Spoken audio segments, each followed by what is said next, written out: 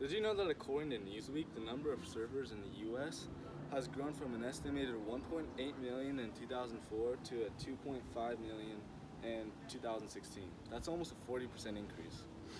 I'm sure that most of you have tried surfing before, but if you haven't yet, it's nice to know some general information before you try it.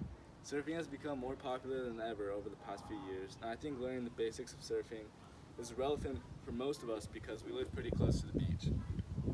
I've been surfing for about 7 to 8 years, and I work as a surf instructor over the summer.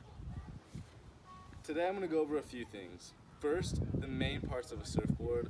Second, the different types of boards, and finally, what you need to bring to make your surfing experience great. Alright, so the basic anatomy of a surfboard. There are many different kinds of boards, but most of them have most of the same general parts in common. So every board has a nose, deck, and a tail. The nose is traditionally the front of the board, obviously, and it's usually the most pointed. It's pointed to keep the board from purling or going under, and to have control over the board. The deck is where you stand and where you paddle on. It's just the part of the board between the nose and the tail. It's the thickest part of the board, and then the tail is also one of the thinnest parts of the board. It's thinner than the deck, and it's the end of the board, and it's where your back foot should be positioned at.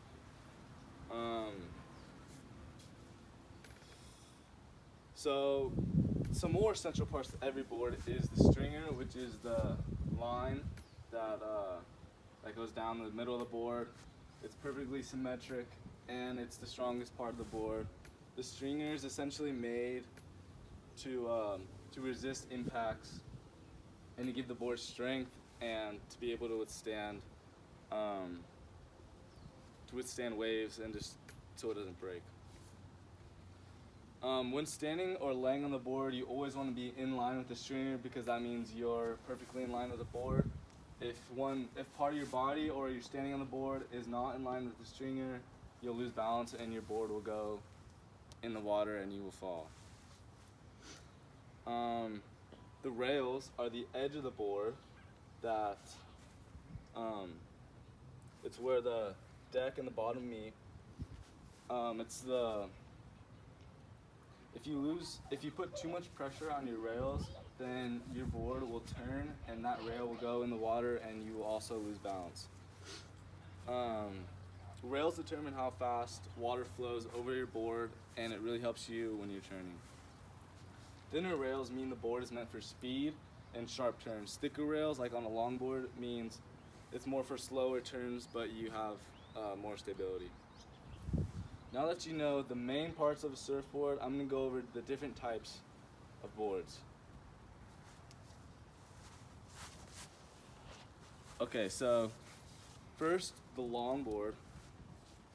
Well, there's many different boards nowadays, but I'm just going to cover the main types. First, we have the longboard, and it's usually the board you start with when you start surfing. It's usually a board between 6 and 9 feet in length.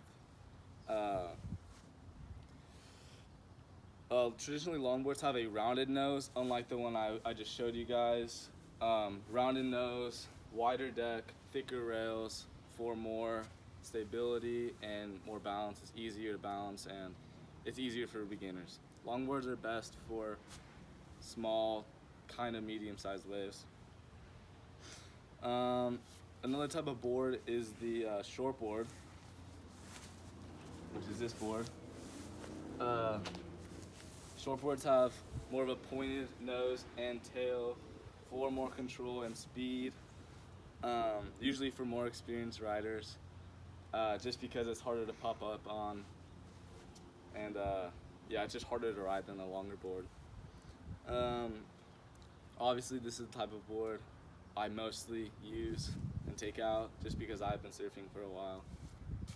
The last type of board that I'm going to go over is a mid-length, and that's it's exactly what it sounds like, a little bit smaller than a longboard, but bigger than a shortboard, usually between about 6 and 8 feet in length.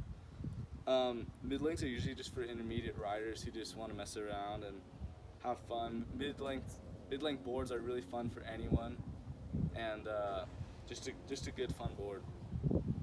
Now that you know the different kinds of boards, it's time that we go over what a person needs to bring to have a good surfing experience. Everyone thinks it's kind of simple, like what to bring to go surfing, but there are a few essential things that you really need to bring. The most important thing is drinking water.